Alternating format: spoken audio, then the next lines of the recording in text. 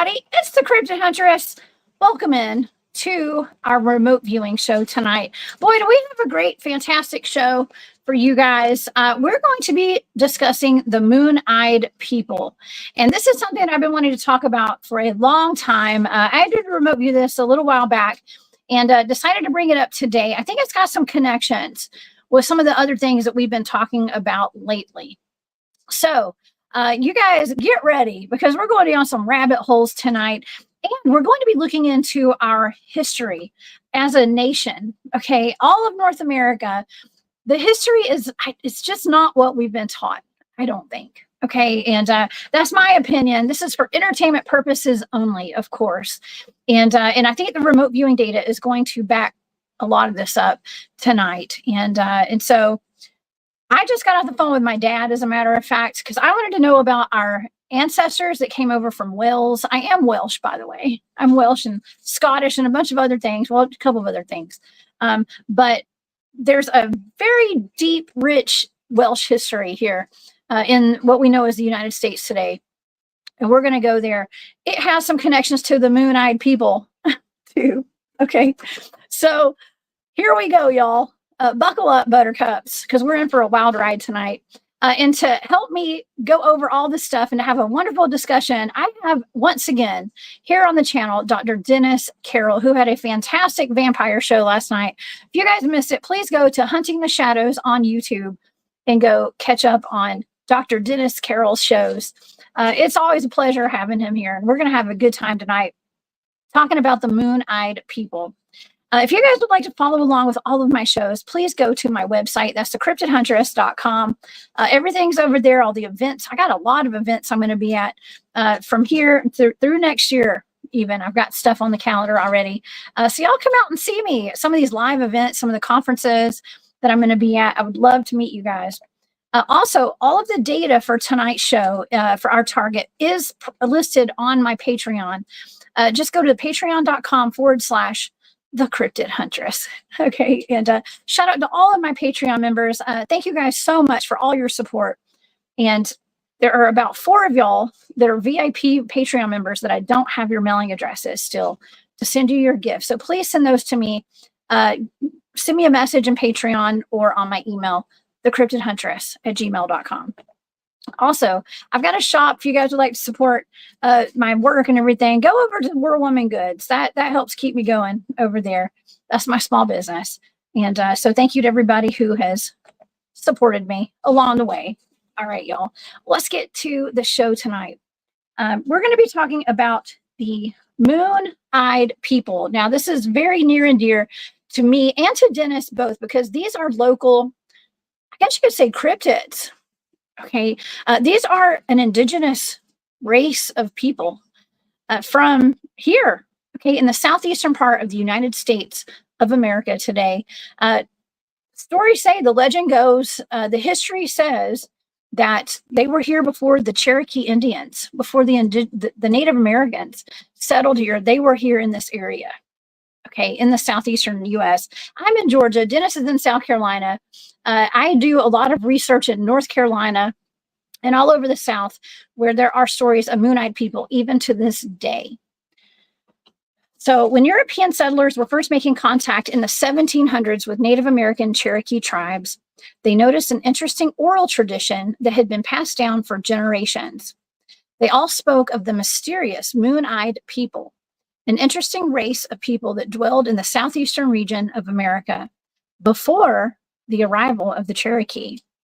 Legend says that these people, who were ostensibly white, super white, okay, very pale skin, were unable to see in the daylight, and they fought with the Cherokee.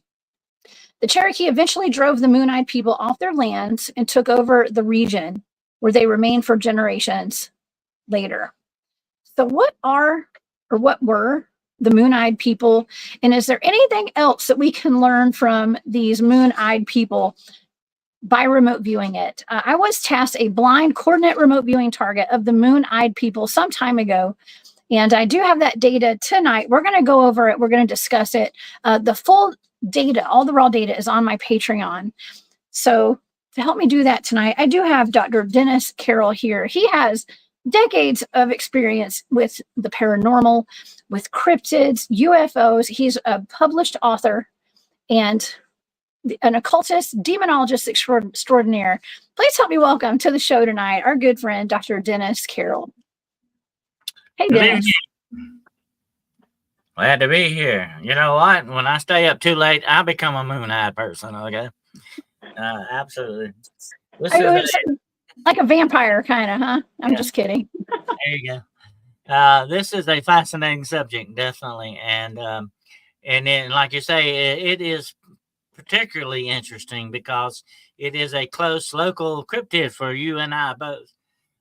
It is very fascinating. And, Jessica, I'm sort of an amateur historian. I love history. I have studied history my whole life. And history is fascinating stuff. But what I really like is the history you don't know about, the history you never hear taught or talked about. And that's what we're going to talk a little bit about tonight. Who was here before the indigenous peoples? This is the prehistory of prehistory. Okay, to put it that way. It is a fascinating subject. Okay, it is. And when I started doing my deep dive research on the Moon-eyed people, I'm not going to say I was shocked, but I was taught that the first people that lived here, the ultimate like indigenous people, were the Native Americans. And that's what I've always thought. Okay, and that's what I always believe. That's what I was taught. But I've continually said that I think there's more to our history. There's more. Like, our lands are older than what we're told, I think. And there have been civilizations here that we're not privy to. Okay, they're not in our history books. For whatever reason, we're just not taught about some of these ancient civilizations that were here. Okay, right. I even believe that we had castles and kings and queens here. I mean, that's something that we gotta dig more into that in the future. But for now, tonight, we're talking about the Moon-eyed people. And the Moon-eyed people are it's a pretty popular subject when it comes to the Cherokee, like around, especially up in North Carolina, that area. People have reported seeing the Moon-eyed people, in the modern day. But, all the way down the Appalachians, basically. We know the Appalachian Mountains, Dennis, are extremely just rich of, life, cryptids. The Appalachians have always been a very mystical, magical, legendary place to me. I've been in it. I've been through it in many areas of it. It is fascinating the way these legends tell about these things. I think that, and I won't get deep into that tonight, but I think there are many clues that point to the fact that there have been the rise and fall of a lot of civilizations on this planet. They go much further back than people truly realize. And I believe that there were remnants of a civilization here when the indigenous peoples arrived over the Bering Strait. And I believe that's where a lot of these rock forts that you see, especially there are some around Murphy, North Carolina, by the way. A lot of these rock forts, but they're all up and down the coast. They're all over this country. Some other civilization founded this stuff before the indigenous peoples did. And they tell a lot about these people in their legends and stories, especially like the Moon-eyed people that they talk about. Now, the Cherokee were very meticulous about keeping their history. And matter of fact, they were the only tribe that actually had written language to a certain extent. So they kept their history going very well, very much like it is done in Ireland and Wales. It is done by mouth over generations, family to family, passed down orally. A lot of the indigenous peoples did that, but the Cherokees also wrote theirs down. So that's a fascinating thing about it. But now the Cherokees talk about the Moon-eyed people. And let's talk about them for a minute, what we're talking about when we say Moon-eyed. The reason they call them Moon-eyed is their eyes did not glow. Okay, they didn't have glowing eyes like that. But the reason they call them that, their description goes like this. They were very pale-skinned people, very white. They had long blonde hair. They had beards and very pale blue eyes. Eyes so dimmed by light that they could not come out in daylight. They could not even come out on a night of a very bright full moon. it hurt their eyes supposedly. And when they talk about these moon-eye people, they also know the fact of where they live, and that was in caverns and caves. So this is fascinating stuff. Yeah, that's a good rendition of what they basically look like there. And if I were going to pick out somebody that lived in a cave, I think you would look a lot like that if Yeah. you actually were born and bred in a cave. Yeah, Dennis, I actually, so I generated this with AI yesterday, and it looks more like the Olsen twins, okay, if you ask me, Yeah. grown up, but I think it is kind of a good rendition, but these are female. Okay, now the females probably didn't have beards, okay, and I know they say that a lot of them had beards, but there had to be females as well as males, of course. Well, I think But they they, encountered more of the men. They encountered more of the males than they did the females. But they talk about these as a separate people. Now, you got to remember something, and as a folklorist, I have studied all the folklore of the many different indigenous tribes. The Cherokee is fascinating. They've got Spearfinger. They even believe in angels, like, okay, angelic beings. They have a dragon. They have a dragon they believe in. So they have a fascinating folklore. But when they talk about the Moon-eye people, they actually talk about them as being real people, not otherworldly supernatural beings. These are flesh and blood people that they talk about. They had a war with them.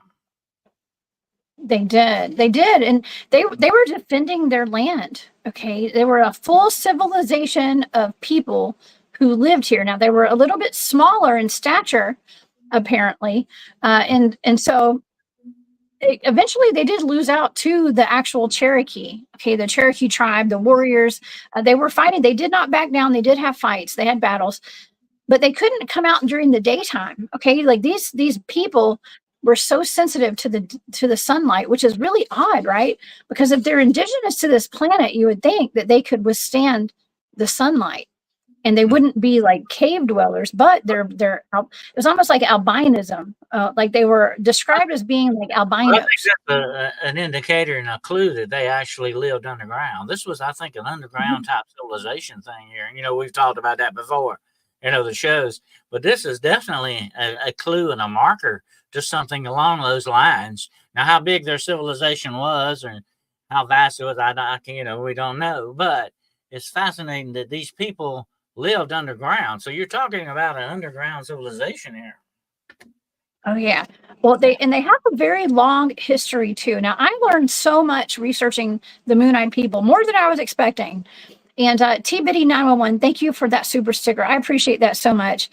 This is a very interesting topic. So thank you. Okay, so something that I learned also, Dennis, is that Christopher Columbus, well, I kind of already figured Christopher Columbus did not just discover North America, the Americas, right? Actually, in 1170, there was another gentleman out of Wales, and this is why I called my dad to ask about when our family came here from Wales. Well, He said, I'm deep into archaeology. I love archaeology. I've been an amateur archaeologist my whole life. And they have actually found, Jessica, hints and clues out in the Midwest that Egyptians may have been here. Think about that. oh, I know. I've looked into the Grand Canyon. I know Carroll and Jane from Midwest Night Watchers. We're discussing doing a part 2 on our Egyptian Grand Canyon topic because it's so. And they lived in the cave systems too, Dennis. Yeah. I mean, they've actually, I think there was one that they uncovered a rock. I think it was found in a river or something that actually had, it looks just like you would have taken it from ancient Egypt and put it on this rock. And it's the symbol of the cow with the horns and the globe in between the horns. It's the same similar thing. So you have to look at these things and wonder, definitely, if they're, it might have been back before the Vikings supposedly found this country. Chris was not the first guy that came along. He definitely was in a long line, I think, without a doubt.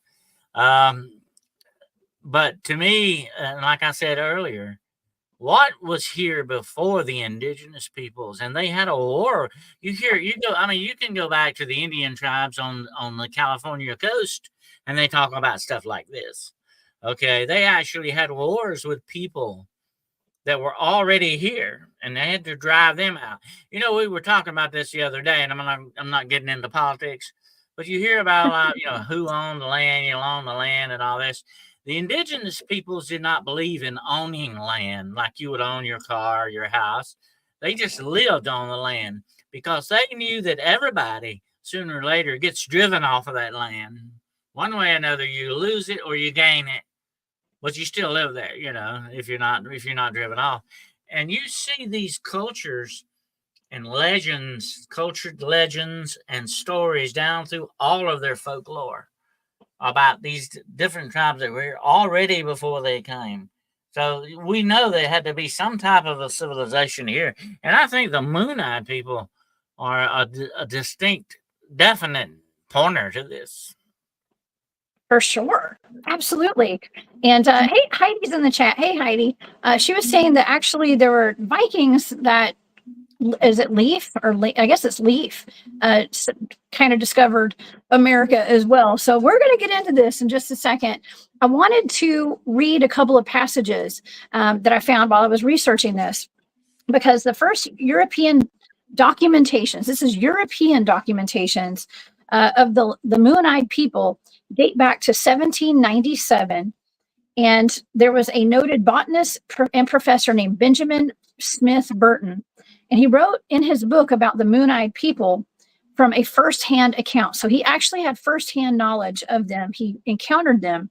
He cited that a Colonel Leonard Marbury, who served as an intermediary between the American government and the Cherokee tribe, wrote about the Cherokee tells us that when they first arrived in the country which they inhabit, they found it possessed by certain moon-eyed people who could not see in the daytime.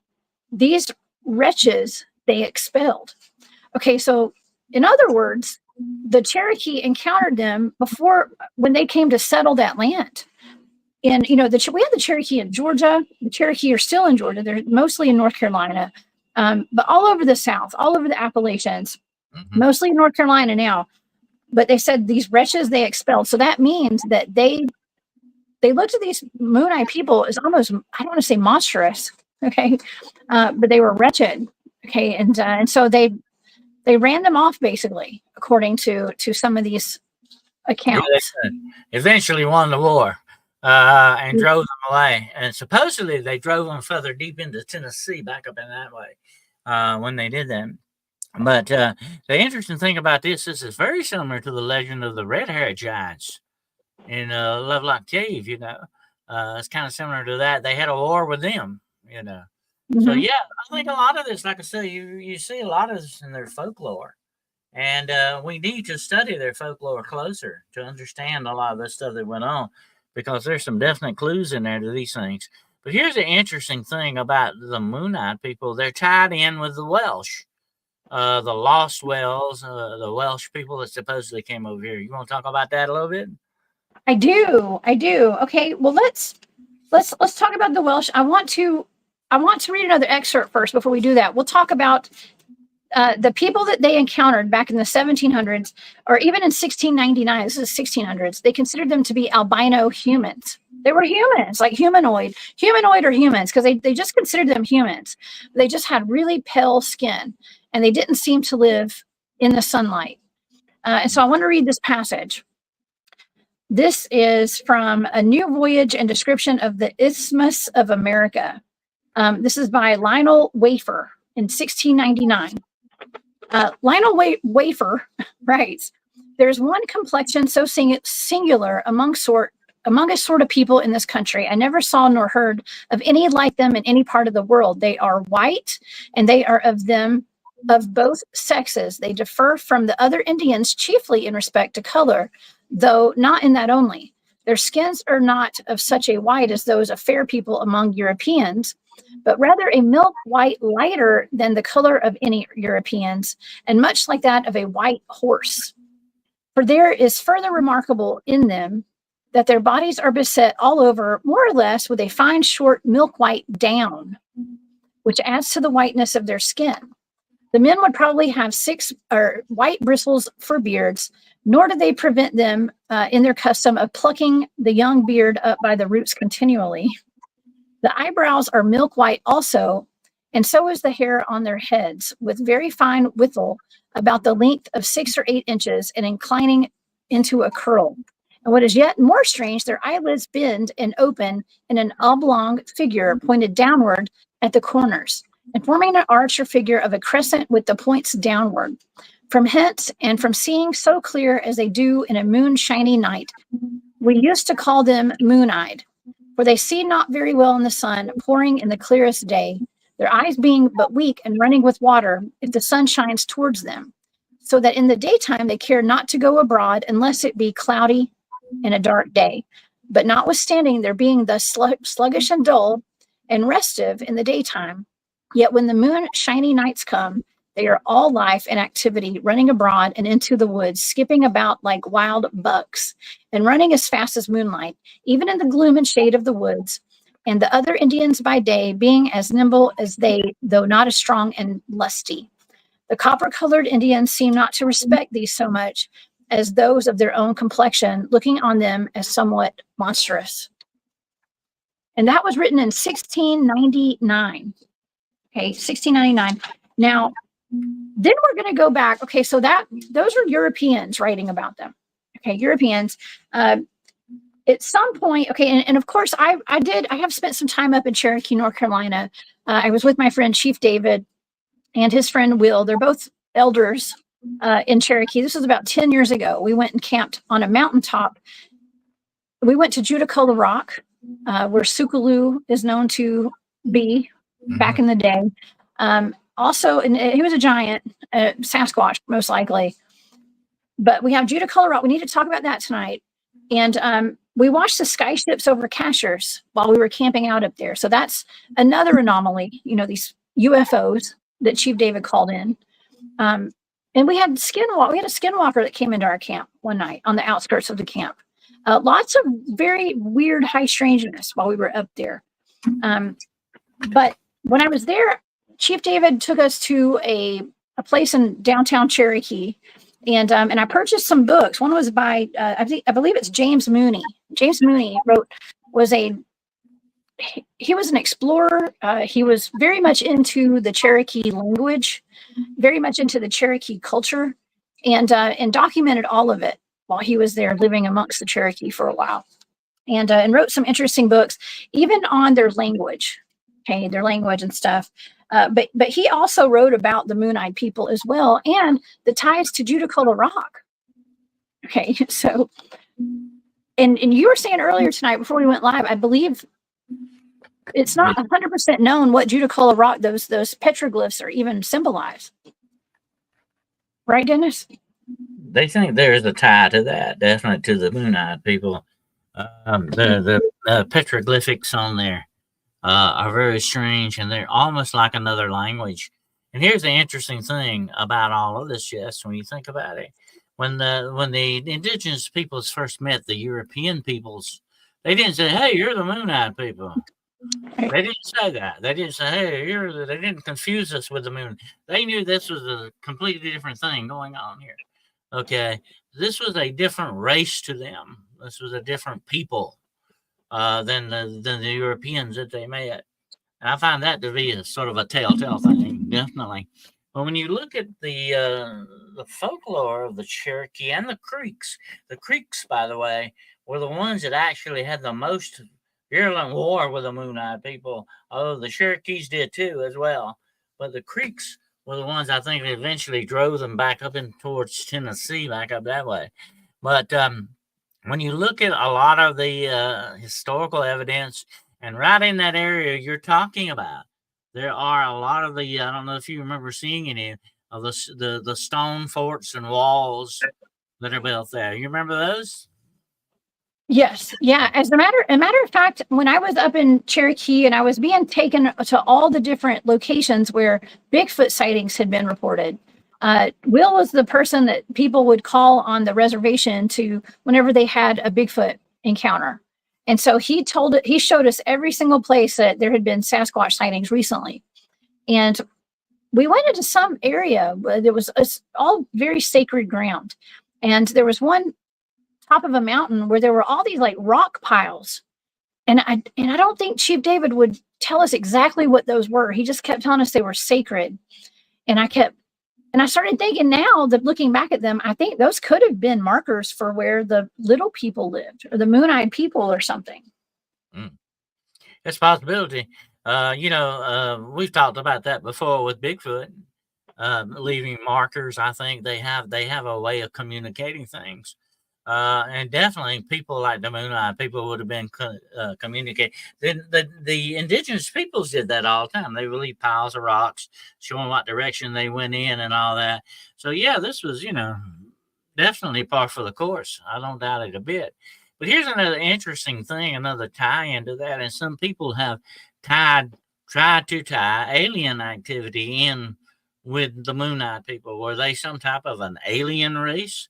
A lot of people have asked that question because they were so very unhuman-like in some aspects. That's just a cooler rock, by the way. Yeah. It is a fascinating place. Nobody can figure this thing out. Look at it. Look at the different hieroglyphics on it, the petrographs. It's amazing. Mm-hmm. I've been there, and it is something to see in person, without a doubt. It is. Stuff. It's fascinating. And Chief David, okay, so I did a remote viewing target of this a while back, and I do have a video here on my channel in the remote viewing playlist where I remote viewed this rock. And so, and it is ancient. It's way older than we're told. This rock is not even native. Like the type of rock that is not native to that area. So it's almost like it was brought in. Now that is just, that picture that I just showed is not, it's just to show you what the actual pictures are. Chief David wrote a book on it. It is interesting. It is interesting. There's a lot of UFO activity up there around this area. A lot. Yeah. There is a definite time of that, I think, some ways. But if you look at some of the hieroglyphics and that stuff on that rock, it does kind of remind you of the moon-eyed people a little bit. When you know about the legend and a little bit, you see some depictions of strange-looking beings on it. Absolutely. And it kind of reminds you of that. It does. Well, I think we need to tell the audience, because there's probably some people that are listening and watching that don't know about Judaculla Rock. And the story, the legend behind it is a legend of Judaculla, or also known as Sukalu. And Sukalu was a giant. Most people believe he was a Sasquatch. And I think it probably was too, but he was a fierce hunter and a warrior. And his job basically was to guard that petroglyph, that rock. And whenever the Cherokee hunters would come through there on that land, and it's out in the middle of what is a cow pasture today, about 50 yards from the rock, there's what they call Judaculla's throne. And it's a set of rocks that look like a chair. Mm-hmm. It's a big, gigantic throne. And they say that's where Sukalu used to sit. And it's literally just an open pasture with cows in it. And all you see is Judaculla Rock, and then you see the throne down the way from it. But they say that he would guard that area. And if the hunters would come onto that property, he would chase them off. He would hunt them down. He would unalive them at times. So he eventually did get a girlfriend. Okay, she was human. It's a weird story. But she fell in love with him, and he would bring deer. He would take deers that he would hunt and give them to her mother and stuff. It's an interesting story to look into. But if you guys want, I'll put the link. I always forget to put my links after the show. But just go look for the Judaculla Rock in my remote viewing playlist. That's neat. Yeah. There's a lot of fascinating stuff up there. Like I said, the Cherokee have a great story of folklore. They had the giants like him, like Judaculla. They had a dragon, spearfinger, all these other things. It's fascinating. Their folklore is something else.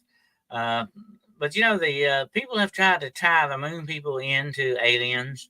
They've also tried to tie them into. I think also there's a school of thought that they might possibly be the lost tribe of Israel. That's another thing, and the Mormons believe that the lost tribe of Israel ended up in America. So that's another interesting little rabbit hole there connected to the moon-eyed people. Wow. I mean, I've been saying this. I did a recorded show with Laura Eisenhower last night. She and Marissa, and we were talking about that. We actually got on the topic, and it hasn't aired yet. I'll let y'all know when it airs. It's a fantastic show. But we were talking about the civilizations that are underground, and we just don't know how many civilizations are underground to this day, and how many have been down there in the past, including the Moon-eyed people. And I was talking to someone earlier today about the lizard people city under Los Angeles and the ant people out west. Those are just the ones that we know of. So, and it's all covered up too. You know, there's not a whole lot of, you don't find this stuff in our history books, or in our children's history books. They're not taught this in school. And You there have are to wonder why. a lot of clues in folklore to this, Jessica, you know. And here's another thing, you know, we talk a lot about these out of place objects people find buried deep in the ground and rock that's millions of years old. You've got screws, you've got gears, hammers are found. You're looking at, I think, a planet that has seen the rise and fall of many different civilizations over time. They just got forgotten, you know. So much history has been lost, you know, to that extent that we don't know.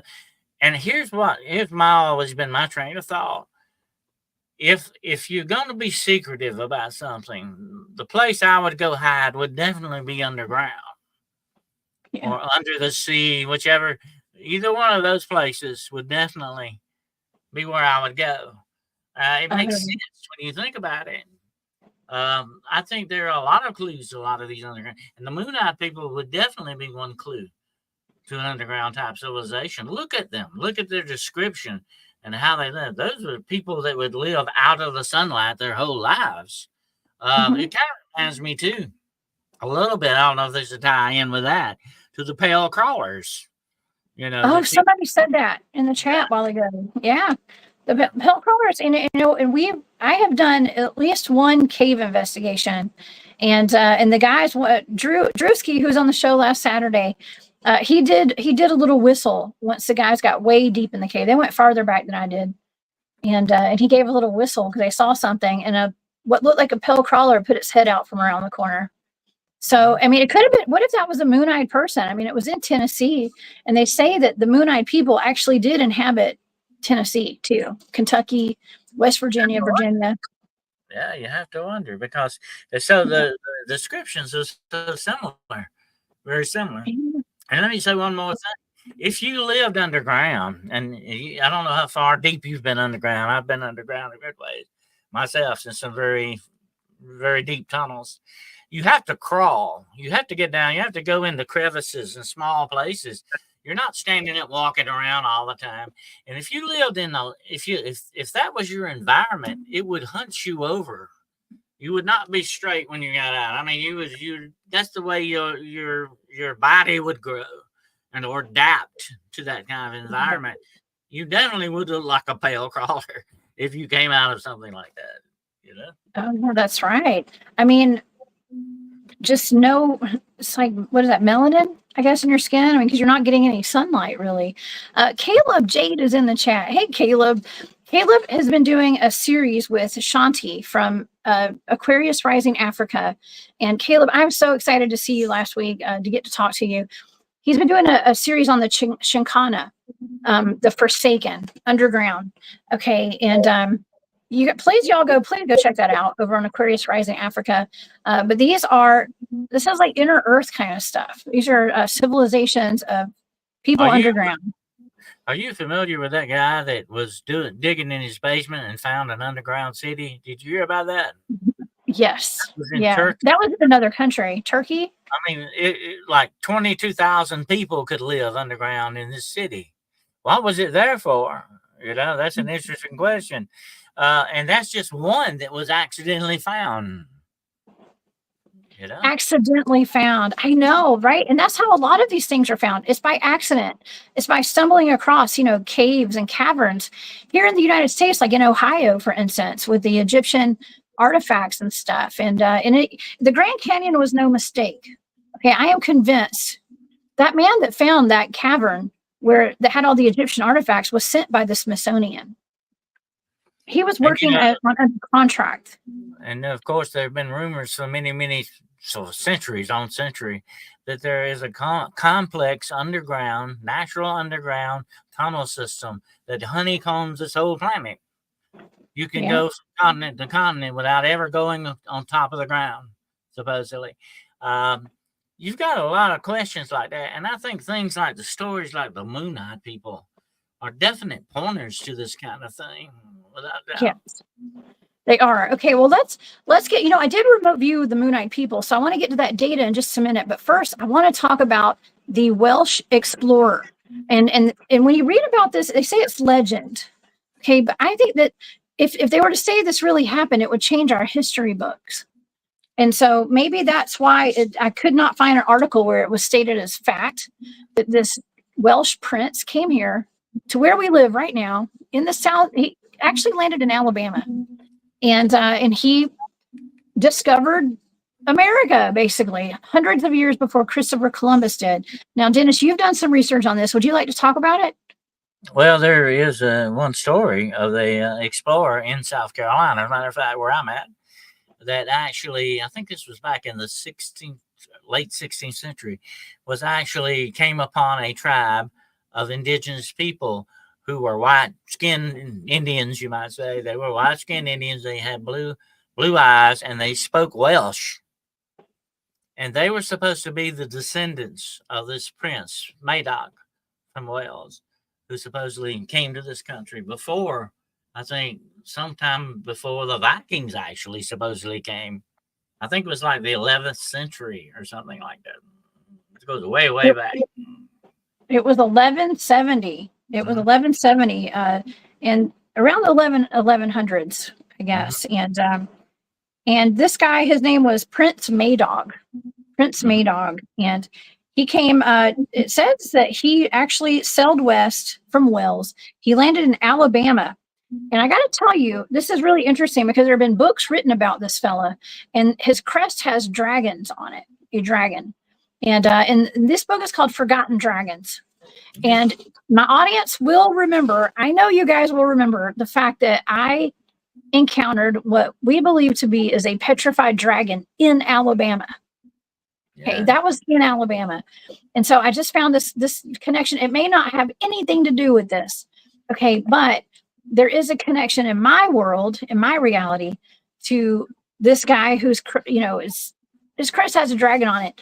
And I actually encountered what I think is a petrified dragon in the woods of Alabama. Okay, so what a coincidence, huh?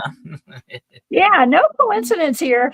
And for me, the dots are connecting more than ever here for sure. But when he was in Alabama, and it wasn't Alabama back then, okay, but it was the area that we know now as Alabama. He said that he came across several forts. Okay, forts. He said that the local Cherokee tribes said that they were constructed by white people. Okay, and it said white people in quotes. White people. These structures have been dated to several hundred years before the arrival of Columbus, and are said to be a similar design to the Dalwyddelon Castle. I think is how you say that in North Wales. Look very much like a Welsh castle. But early explorers they talked about these white people who lived there before the Cherokee had lived there. Okay, and it was mentioned in his travels. Okay, about, but I think it was more like the Cherokee had said that he encountered that they didn't call them Moonite people back then, but they were the white people who had lived there before and stuff. So it was noted back in the 1100s, okay, that these people had existed there. So what I think is really cool is having that as a remote viewing target and looking into it. And I figured maybe we could just go over some of the data tonight, Dennis, if you'd like, because I don't think we're going to get a ton of answers here, but at least maybe we could add something to it. Okay, maybe there could be some answers in this data as to what, first of all, if these people were a real civilization, if they're human or what. Okay, and I can say through the remote viewing data, I have 3 pages here of data. I went through several stages of in my session, And I do believe that the moon-eyed people did exist, according to my data. Okay, these I was not even picking up on them being like aliens. I wasn't picking up on them being any like a cryptid. Okay, and I know we kind of they kind of get clumped in as cryptids.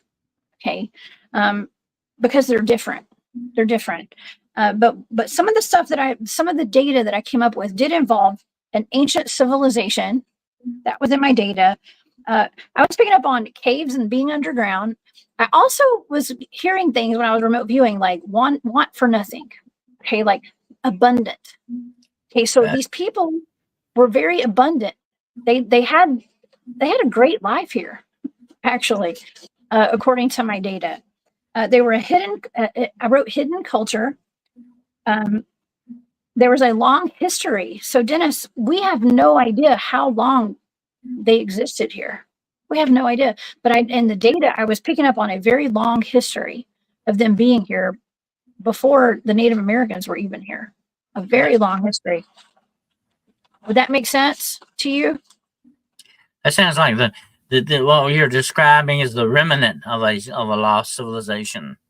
Absolutely, that was underground. That's where they existed. I believe they were there as a means of survival to a certain extent. Probably, it was their way of surviving, their way of dealing with things.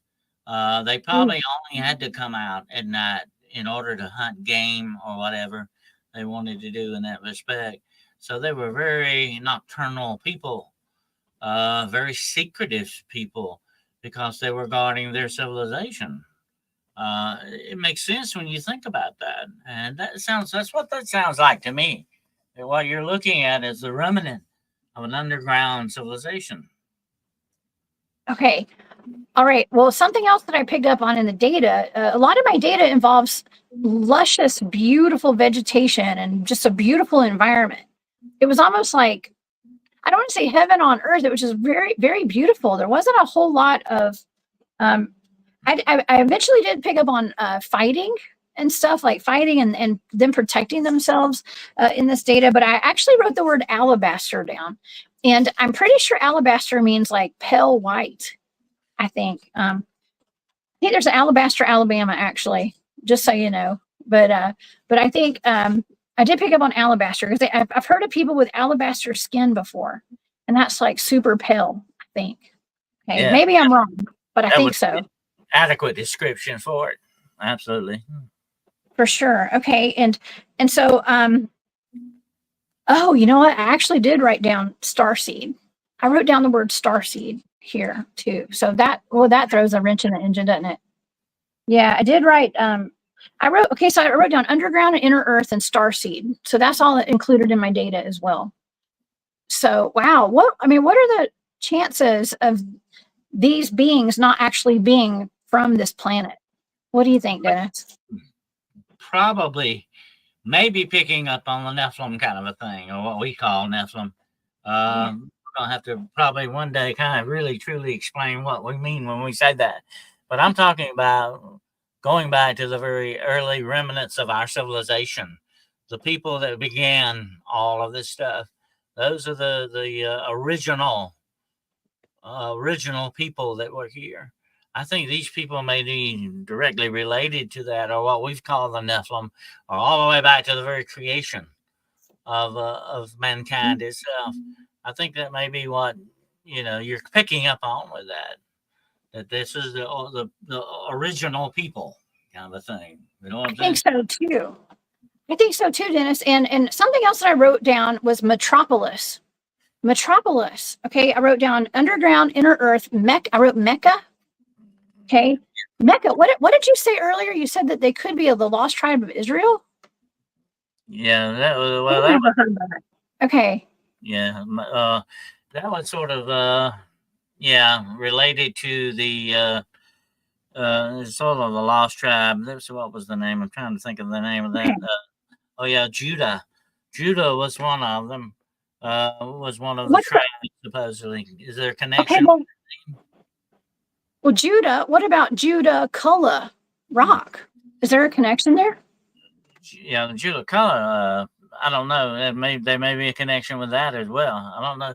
I don't know who originally gave it that name. That originally comes, I think, from Cherokee legend, like that giant you're talking about. That was one of his names that they called him by.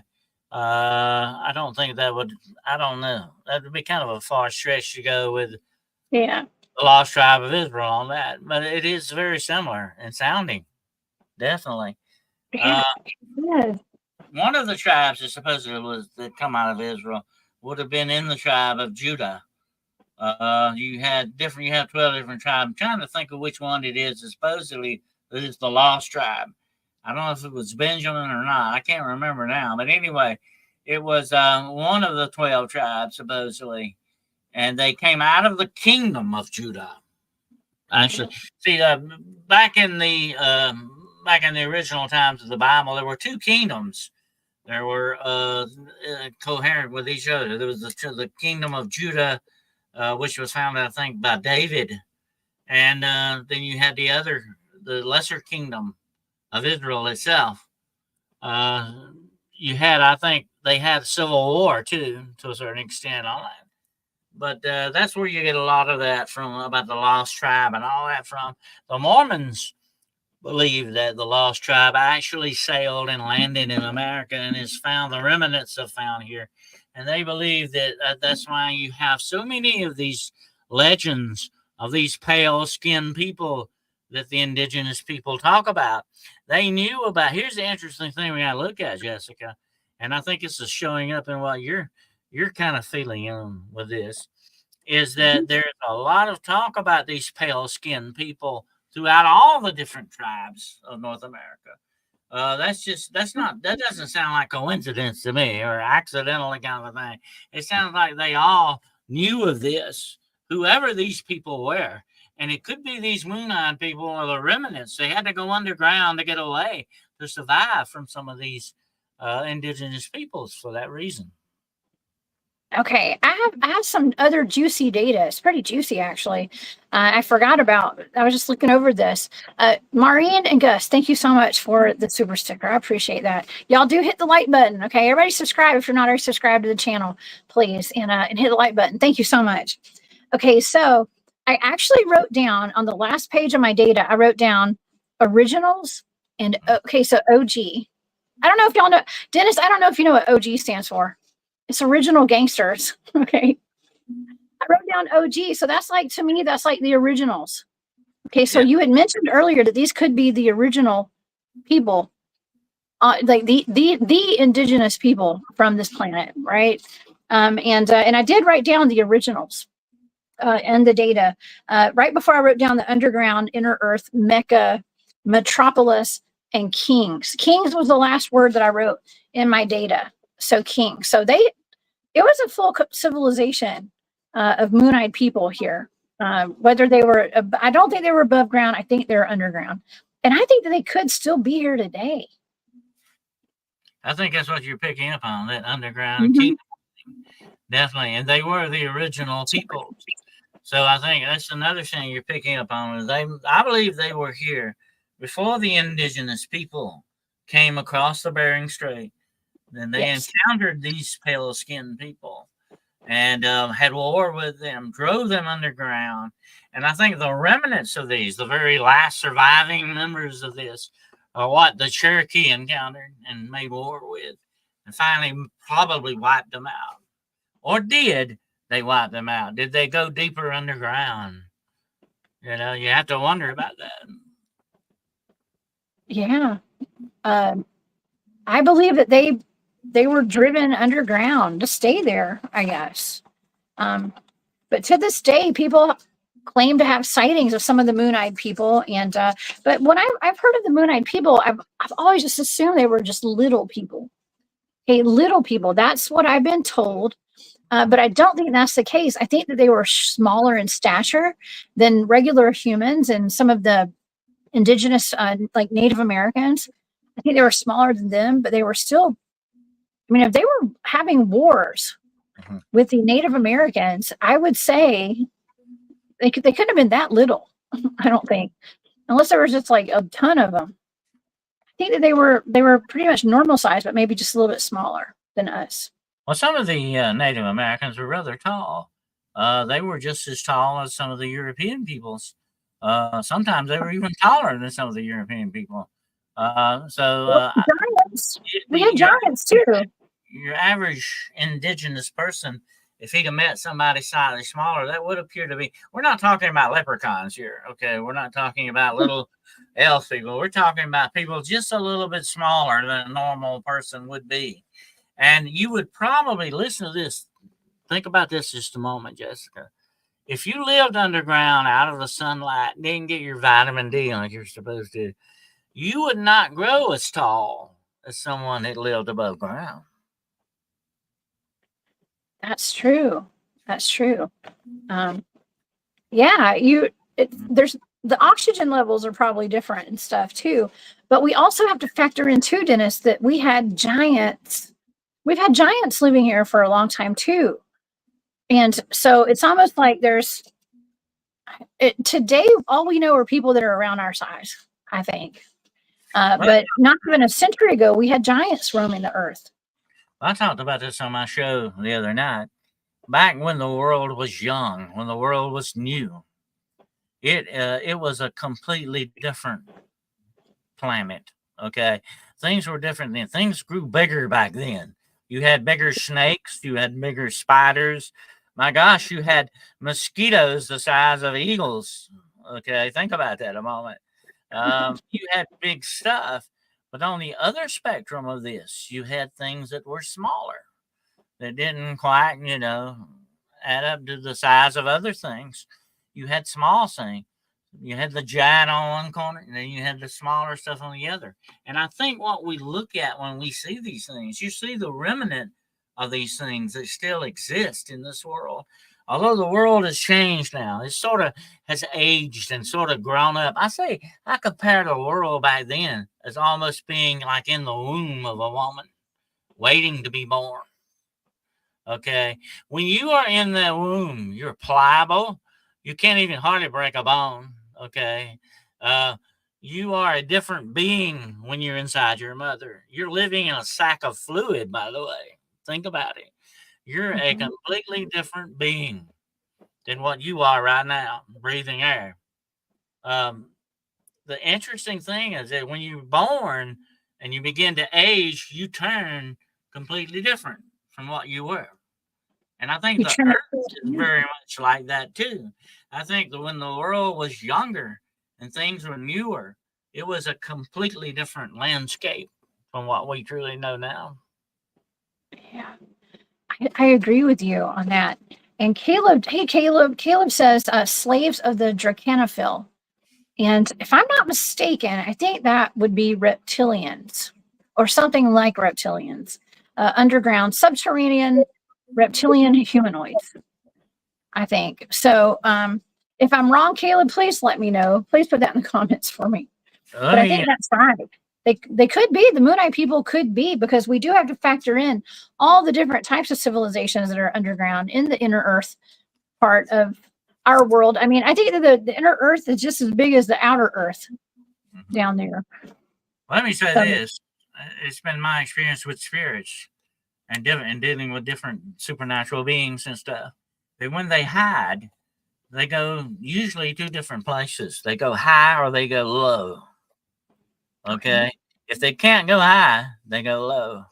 They will go down beneath you in the basement or on the crawl space to get away from you, or they'll go up in the attic. So if there's no attic, you can always look for them to go low. And I think if I were going to hide from an upper civilization, I would go down deep in the caverns. That's where I would have my place. It would be a better place to hold, a stronghold that you could guard and protect a whole lot easier than you could on the surface. It makes perfect sense when you think about it, that there would be places like that underneath us. And also, if you were the bad guys and you were up to no good, that's the perfect hiding place for you to strike against your enemies from. Think about it. It have to be from underneath us. It makes perfect sense. Oh gosh, I am not a fan of cave systems and going underground because this is I am familiar with the outer world, Okay, I'm familiar with going into the woods, and I've been trained on how to protect myself in this environment. Okay, the environments that we live in, even like urban protection and stuff, like even just here on the outer world, going underground and fighting monsters inside caves and in environments where it's dark, okay, and there's no sunlight. That's a whole different ballgame for me. That's not my environment.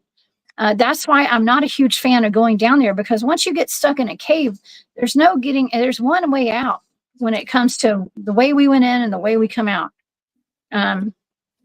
It's a Yeah, whole different ballgame. Very dangerous. my favorite places. Definitely. It ain't one of my favorite places.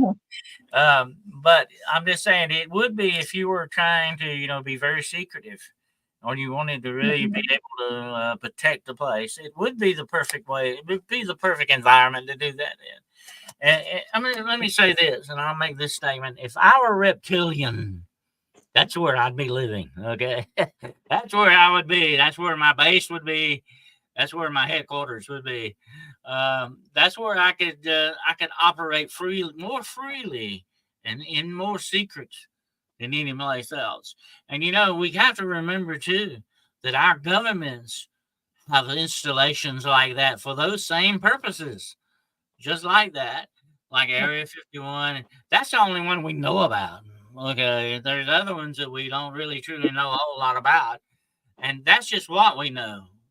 What about what we don't know? That's down there. And if I were with and it makes perfect sense too to think that if the reptilians are doing what we think they are doing, and that's a show for another time altogether.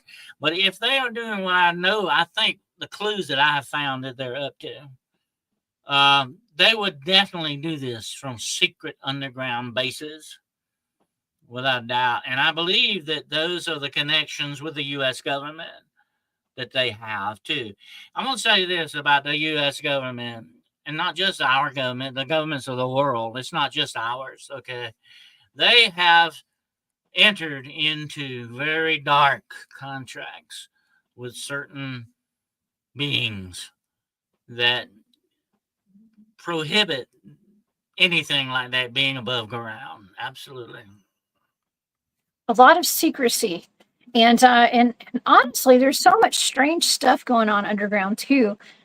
I mean, it's a little bit more than us sheltered humans are ready for at some point. I don't know. I'm ready for it. Okay, I'm ready. But then again, I'm the one that doesn't like going in caves too. So it's we live in a very strange world. We really do. Caleb Jade here, who's in the chat. I'm so glad you're here, Caleb. He has some amazing testimonies, some interesting encounters. Please go to, like I said, to Aquarius Rising Africa and go check that out. And Caleb's written a book too, so y'all go check out his books as well. He says tangled yellow hair, 7 foot 2 inches. So I'm assuming that's moon-eyed people. Looks like that'd be big. Like I told somebody the other day, if we knew what was truly in some of those underground containment areas, it would probably drive us over the edge. Definitely. I'd say there's some really freaky stuff down there. Stuff that I think would boggle our imaginations. Definitely. It would. Well, we've got enough to contend with just in the Appalachian Mountains alone. And here's a cool picture of some of the Appalachians. This is where I do a lot of my Bigfoot field research. We have a lot of activity there. I'm talking about from modern day dinosaur sightings with like the Georgia raptor to Bigfoot to witches to you name it. I'll tell you something very cool about the Appalachian Mountains. If you go back to when all the continents at one time were together before they broke apart and drifted and all that, did you know that the Appalachian Mountains was actually connected to the Carpathian Mountains of Transylvania? Oh, that's right. I've heard that. Yeah. You got some very deep mystical stuff going on here. You got a lot of really strange connections with that. We do. Everybody that's watching this show right now, everybody's listening in, we're ready for it. Okay, like we're ready. I think it's the norm. Let's just say normies. Is that the word? the normies. I don't think the normies are ready for that. But hey, you know what? We are raising the consciousness right now. Our consciousness are all raising. Okay, they're rising right now, and the veil has thinned. I don't think there is a veil anymore, Dennis. There's no veil, and things are being shown to us, and it's overwhelming. I think Okay, it is overwhelming, even for me. what I said the other day, and I truly believe this, that we are being awakened for a reason. It's not just an accidental thing happening. It's all of a sudden we're seeing some of this stuff. I think there's a reason behind this, and I think that we are being allowed to know some of this stuff. I think the time has come for it to slowly be revealed to us, without a doubt. And I think it's not accidental. I think it's on purpose. Yeah, I think it's on purpose too, and I think there's a lot of people who are out. Like, I never meant to go public. For whatever reason, the universe has put me here to have a platform to talk about these things, and people like yourself, Dennis, and Caleb, who's in the chat tonight. It's important. He's done a lot of underground work with monsters. Let's just say, I don't know if his work is the right word, but has had a lot of encounters, even with the magic aspect. You know, he talks about utilizing magic and being taught magic and using it in the military, Dennis. I mean, the military using magic, that doesn't surprise you and I, but I think a lot of people would be shocked to know that there are, let's just say, units of Marines and stuff, like learning the arcane, like magic. When you're dealing when you deal with demonic darkness, you will definitely run into the black magic aspect of all that. Because that is what drives a lot of that. That's the power source for the black magic, or whatever name you want to give it, the black juju, or whatever you want to call it. That's what drives it. And they have sort of fused this dark magic with sort of a dark science. I like to call it a dark science. That's what it is. It's a dark science and a technology. You know, that's what I said the other day. If you just look at the history of mankind, just the technological advances in the last 50 years are mind-boggling. Look how long it took us to go from point A to point B to where we have automobiles. Look how many years it took. And now look at just the last 50 years. There's a reason for this input. We are getting source material from outside of our own consciousness. We are getting stuff given to us for a dark and very bad reason.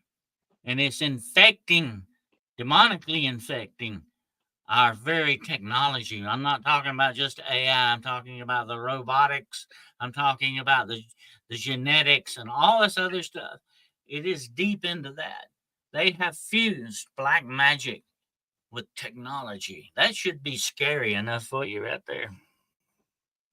Oh yeah, I mean it's scary, but like we've all been under a spell to some degree for many years, and it's a miracle that we're all waking up right now. A lot of us, and like you said, a lot of people were being shaken awake. Okay, and kind of thrusted out here to talk about this stuff, even though you know, a few years ago, it would have been embarrassing to tell people I was a Bigfoot field researcher and stuff. You know, 10 years ago, shoot, 5 years ago, I didn't talk about it. But here it is. Some of the stuff we're talking about and doing would have got us burned as witches 200 years ago. Okay, they would have come after us to get rid of us. But it's good that these things can be brought out in the open now. I mean, like even in my short career, which has been somewhat a little over half a century, back when I started, you didn't talk about this with people. People would look at you kind of funny, you know. You didn't say some of this stuff then, and this is a completely different world now. And I like that though, because it's good that we have this open forum for these things, and it's not hushed up or hushed up anymore. Yeah. Yeah. Yeah. It's time to talk about it. I mean, it could be that, I mean, I kind of joke around about, well, people will wake up when, you know, what if they parade a dogman out on stage one day. Okay. And it's like our government or somebody, like some kind of agency is like, well, we have Bigfoots, we have dogmen, we have werewolves. When that happens, we have to be the disclosure for this stuff because they're never going to do that. When that happens, at least we'll be there to say, we told you so. I know. Now, you guys subscribe to Hunting the Shadows and the Cryptid Huntress. We've been talking about this for years. Okay. Yeah. Yeah. That's kind of the state of where we're at right now, I think. And so, yeah, we can say we have been talking about this for a while. We have proof. We've got YouTube channels. But as far as the Moon-Eyed people go, I do believe that they're probably still around. They're underground. Hopefully they're not being used as slaves to the Draconians or the Draconophil. I hope not. But I don't know. I need to get Caleb on here. Caleb, please come join me sometime too. We need to get Caleb on here with us to talk about these things. I'd love to talk to him definitely about some stuff. Absolutely. But I think that the bad guys, if they are there, and we know they are definitely taking advantage of things like the Moon-Eyed people, without a doubt. And it's not in a good way. Absolutely not. Because these guys are not really usually doing the good things. They're all about slavery, control, and all that other stuff. To me, that would be par for the course. I think that kind of stuff would be going on down there as well, especially when you have the reptilians involved. Yeah. Okay. Well, I was just thinking, like, maybe I want to mention this about the Moon-Eyed people, because the way they were described by some of the explorers was albino, is what they said. And albino is they're people, they're animals, and they're people who are what we consider to be albino today. And this is one of the pictures that comes up whenever you look up the Moon-Eyed people. They have pictures of this young lady here that would be considered albino, but I'm not sure that actually describes exactly what the Moon-Eyed people are. But that's the picture that comes up, almost as like a comparison, I guess. When people are talking about the Moon-Eyed people, I believe that I don't want to say they're 100% like human, but they're more human than not. Okay, they're more like us than they're not. If they are one of the original races here on Earth, if they are, according to my data, it seems like it. Could Caucasian people be descended from the Moon-Eyed people? Dennis, what do you think? It is interesting. And I've talked about it a lot on my shows. There's always an origin. It's good to look for the beginning of something, and it tells you so much more about things. And if these are the people that began it all, that would be interesting, to find out for sure. To find out the testing, if they could test genetically what they were and all that. So it would be fascinating to find out.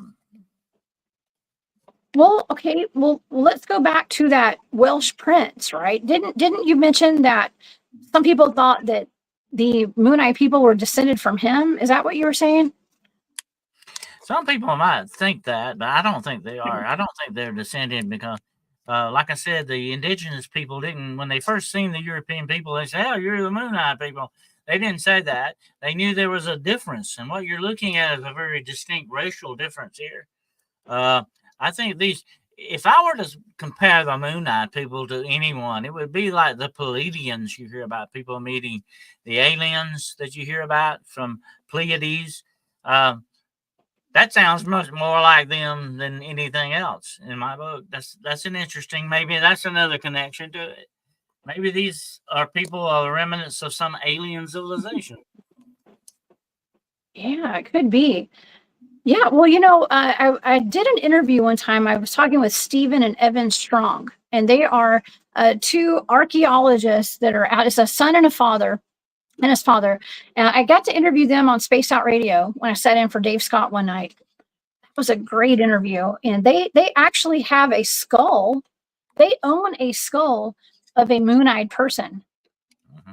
I almost forgot about that. Yeah, they said that, as a matter of fact, they have been targeted by the Australian government. They live in Australia because they have artifacts that are ancient and they are considered to be alien technology. And they have in their possession a moon-eyed skull. And of all people, guess who contacted them and wanted to hold their skull for them? Smithsonian. And they told them to screw off, is what they said. Okay. That they couldn't have it. And after that, they started getting targeted pretty hardcore by the government. And, you have that mystery of the people in South America with the elongated skulls, that they found on those. Yes. That might be a tie-in to some of these moon-eyed people. You have to wonder, like, what did the indigenous peoples, when they first got here to these continents, what did they encounter? That would be the good question to ask. Who or what was already here waiting on them when they got here? And where did those people come from? That's interesting. And if you go back and look at mainland science, it'll tell you, there was nobody here before they crossed the Bering Strait.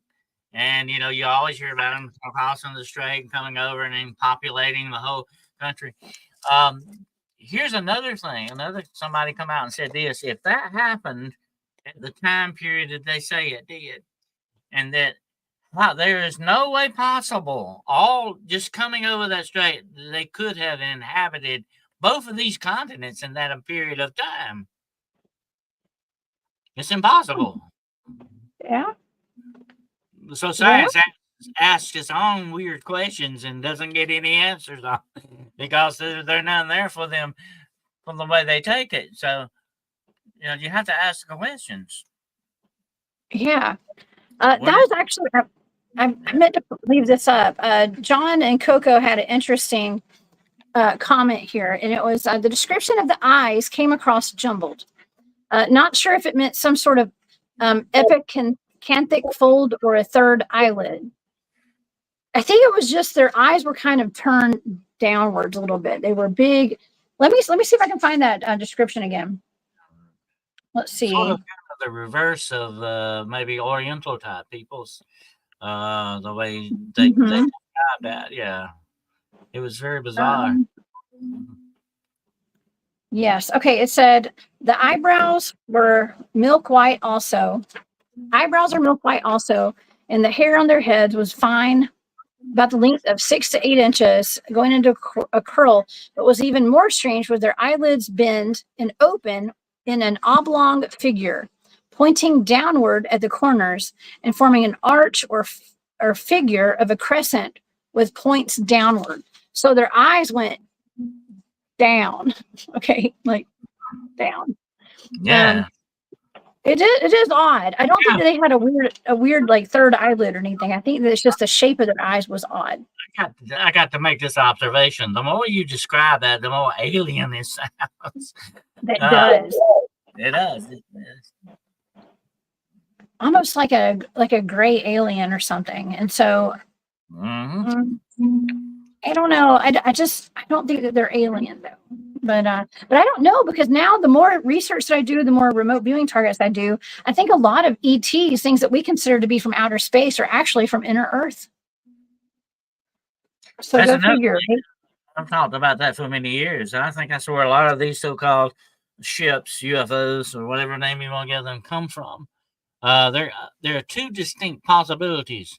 And they're not, I don't think they're intergalactic moving vessels. There can only be two possibilities for these. They're either inner Earth or interdimensional, time-wise kind of a thing. A lot of questions have been asked a lot on these UFOs if they could not possibly be time ships from the future. That's another thing you got to look at. And what if some of these people are actually remnants of a future civilization that are here now with us? Think about it. What if they came back through time to try to re-inhabit the Earth again? You got a lot of questions. I was thinking that. Yeah. Okay, that's cool that you said that, because I was actually thinking that when I was getting ready for the show today. I was thinking, okay, well, these are ancient civilizations, but with all the time travel technology that exists, all the stargates, the portals, all this stuff, who knows what's what anymore? Okay, so and they actually kind of look futuristic. Any type of extraterrestrial, if it is extraterrestrial civilization, would not travel in ships. They would not. That would be a stupid, foolish thing. If you're highly advanced, you're not going to do that. The only reason you would use ships would be the only time that you would use them would be inter-solar system wise. You might do that from planet to planet in the neighborhood, but you're not going to do that intergalactic. It doesn't make sense. You're going to either utilize wormholes, dimensions, or time and space. You're going to bend time and space to do what you need to do. That's the way you travel. That's the way that makes sense. But one more question remains. Why would they come here? Why here? You know, that's a big question. Yeah, why would they come here? No, why here? Well, probably because this is the best planet in the universe, maybe. I don't know. That's up for debate, though. Okay, it's also the prison planet and all that kind of stuff. So who knows? I'm just excited to be here right now and to look into this stuff. And I'm not gonna say we're the center of the universe, but I think we're, for some odd reason, we're a very important part of it. Why? I don't know. I think it may be biblical. I know that we're supposed to be here for some reason, and it's like everything points to us in that respect. You know, you got a lot of egocentric. Yeah. Yeah, and Caleb did say they were moon pie eyed, like moon pies. Moon pies, those are actually pretty good. Those are like super round, so just big round eyes. Okay, and if they were more like ETs, like gray aliens, they would have more almond shaped eyes, right? The paler eyes, I don't know if you know this or not, but I'm blue eyed myself. I have dark blue eyes, but the paler the blue eye, the lighter the color of the eye, the less light you can stand. Really, there is a sensitivity to light with different eye colors. And so, but if you were living on the ground, that would even enhance it more. You know, it would. That's a very definite clue there. It would be. I know. I have like I have green eyes, and so my eyes are pretty sensitive to light. But you know, from a young age, we're always taught to wear sunglasses and keep the sun out of your eyes. But now I'm learning that we need the sunlight, and so we should not be wearing sunglasses. I can't and drive. Stuff, but my eyes are sensitive. I can't drive without sunglasses. That's it. Yeah. Really? Well, you have light eyes too. You have green eyes or blue eyes. So, yeah, us folks with these light eyes over here, we got issues with the sun, I guess. And I guess that's why I was wondering. Do you think that Caucasian people could be related to moon-eyed people?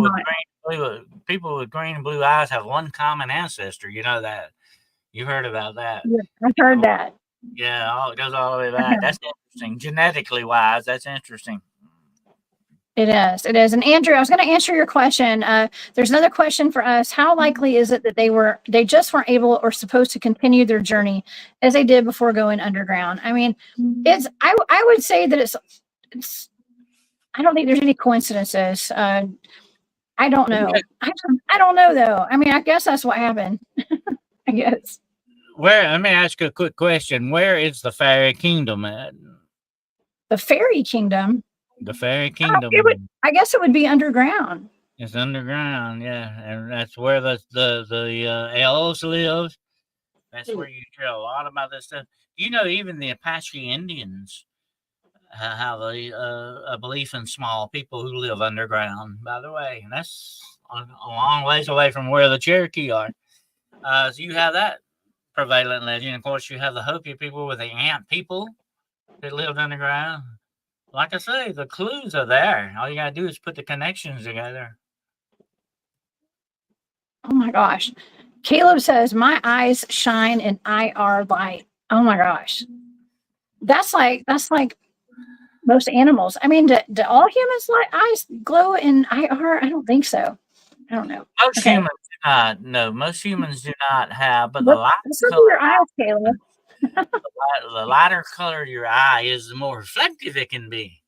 But we don't have eye shine. If you see a human being that has eye shine, you're looking at a supernatural being most of the time.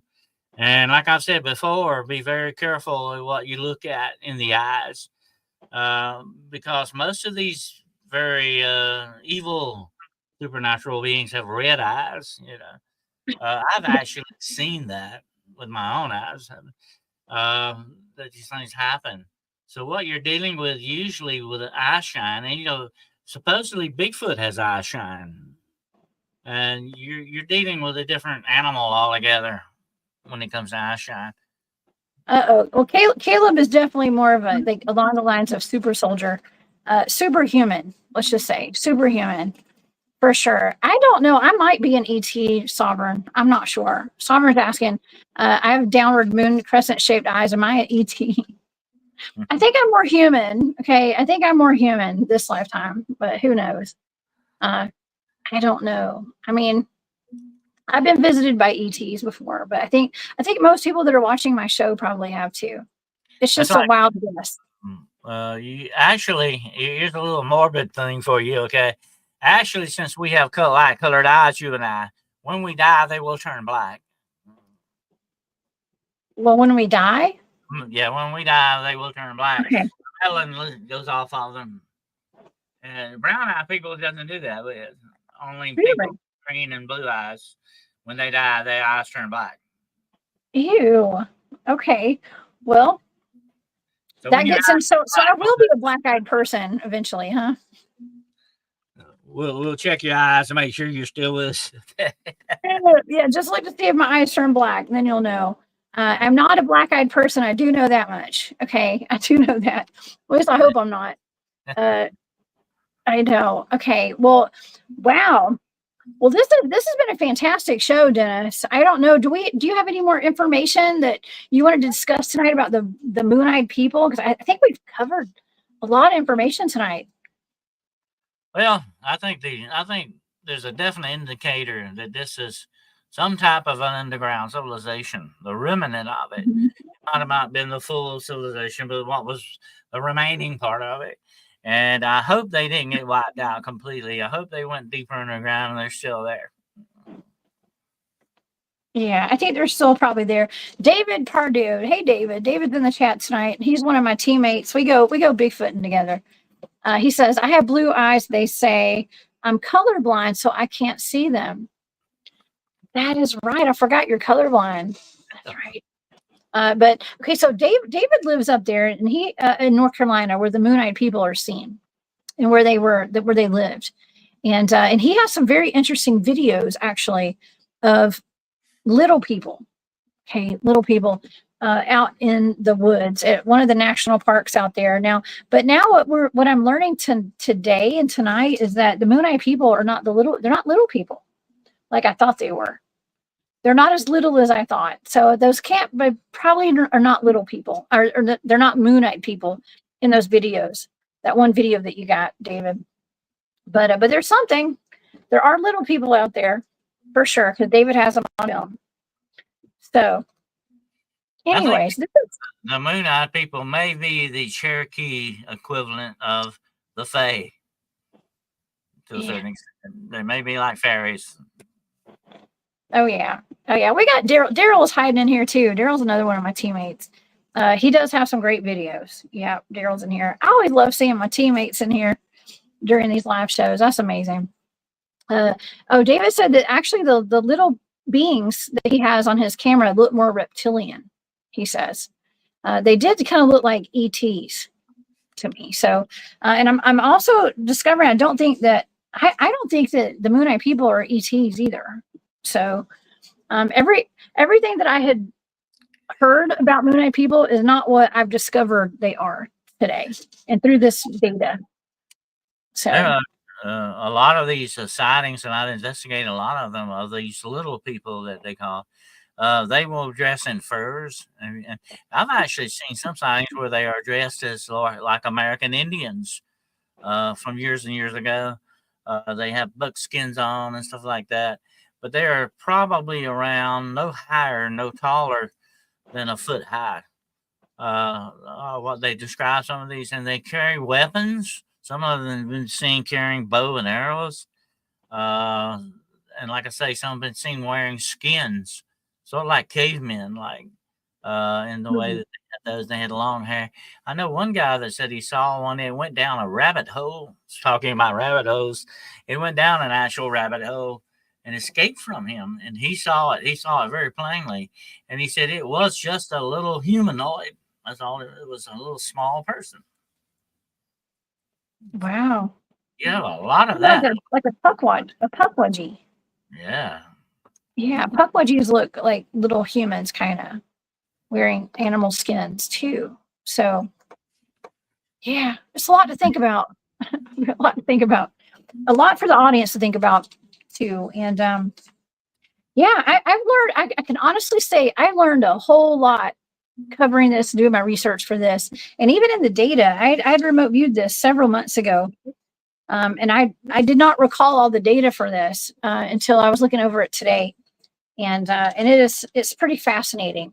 But just the research online alone, and reading these articles, and finding all the books where the Moon-eyed people were spoken about, going back to the 1600s and even the 1100s, and discovering that this guy from Wales may have was more likely to discovered this area earlier than Christopher Columbus. That's not a shocker. Okay, it's not a shocker. But it's just all really cool. And I did call my dad to find out. I was trying to figure out when my family came here from Wales.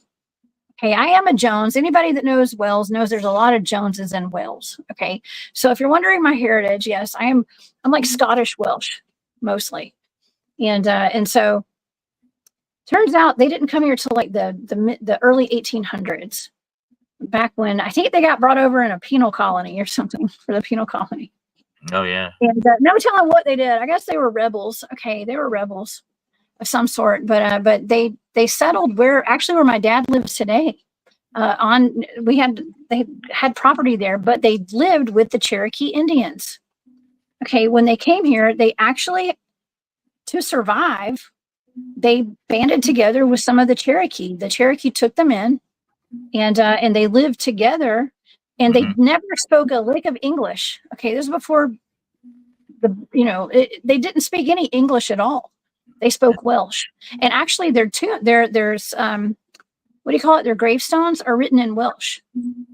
Okay, and so they spoke Cherokee. They learned Cherokee, and they spoke Welsh. So it's Welsh and Cherokee. They probably had some kind of weird dialect that was like a mixture between Cherokee and Welsh. But that was only a few generations ago. It wasn't that long ago. The 1800s, it was 200 years ago. That's what I like about history. It never fails to fascinate. You find something very interesting and stuff like that. But people had to do things back in those days, Jessica, to survive. You had to learn a language if you interacted with other people. You had to know what they were saying and be able to communicate with them. So that's amazing what went on in those days.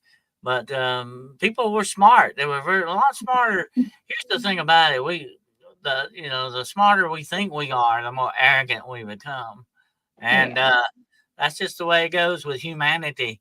And we don't really realize that people back in those days were very brilliant people, very smart people. Oh yeah. If they weren't, we wouldn't be here. That's true. And you had to be really tough to have been brought here in a boat, dropped off in a world that is just I don't want to say undiscovered. It was totally discovered. Okay, like I said, our history is not exactly what we've been taught, obviously. But be dropped off in the wilderness and have to survive with the clothes on your back, and that's all they had. And to actually befriend some natives here, like the indigenous people. Like my grandfather said, you have to keep your knife sharp. In other words, you better keep your wits about you and know what you're doing, or you would not survive. That's right. Absolutely. That's right. But they did survive, and I am a result of them surviving. Okay, and I'm here today. We have a big old family. Okay, and after that, my family, their children, fought in the Revolutionary War here. Okay, Revolutionary War heroes fought right alongside George Washington and stuff. So it's pretty cool. It's pretty cool. And throughout the years, my ancestors fought in all the wars and stuff, and even up to modern day recently. And my great grandfather fought at Kings Mountain against the British. Yeah. Yeah. Oh yeah. Like I said, we're rebels. We're Welsh rebels, Dennis, both of us. Okay. But anyways, this is always fantastic, Dennis. Thank you so much for spending your evening with us over here. Uh, yeah, it's always fun having you on, and you're just a wealth of knowledge and a Welsh of knowledge. I'm just kidding. Yeah, it's fun. It's fun. We had fun yesterday too, and I did enjoy your vampire show last night. By the way, that was awesome. Yeah, So that's kind of one of my favorite topics. It was interesting, and tomorrow night on Paranormal Point of View, I'm going to be doing something you might like. This the Demon Seed. We're going to be talking about cursed people. Yeah. Oh my gosh. Well, that's a good topic. That's actually a very interesting topic. I just thought it when you said that, I thought of that movie. Is it like Damien or Omen or something like that? There's some movie about a little kid that's like the son of the devil or something. That movie scarred me when I was growing up. Okay. It did. But unfortunately that happens. We in Rosemary's Baby. Okay. Urso said. So that's tomorrow night, 9 p.m. Eastern on Hunting the Shadows. Y'all go over to Hunting the Shadows on YouTube and please subscribe. And yeah, and Dennis, I hope you'll come back and hang out with me again soon. It's always a good time every time you're here. Anytime. It's always enjoyable. We always have fun. We do. And you have books and if anybody wants to check out Dennis's collection of books he's written and also get in touch with him, join his channel membership on his YouTube channel, go to DennisWCarroll.com and all the information's over there on Dennis. Okay. And all his books and stuff. Absolutely. All right. Well, we'll see you on tomorrow night, Dennis, over on Hunting the Shadows. And I hope everybody enjoyed the show tonight. I do. I'll be back actually on Saturday night as we go on the hunt. Saturday night, 10 p.m. Eastern. So I hope you guys will come back and join me. And I want to thank everybody who's been in the chat tonight. You guys had amazing comments. And I want to thank my teammates that were in here tonight. I saw David and Daryl. And Caleb was in here as well tonight. Caleb Jade. Go check out Caleb over on Aquarius Rising Africa with Shanti. I'll be back on her show next Tuesday too. So y'all stay tuned to that. And otherwise, thank you guys so much for being here. Thanks to all my moderators, all my channel members, and all my Patreon members. You guys are the best. All right, y'all. Well, everybody stay safe out there and keep your head on a swivel. Like we always say, we're living in a weird world right now. And but don't live in fear. Please don't live in fear. All right, Dennis. Y'all have a great night. Dennis, have a great night. And we'll see y'all next time. Bye.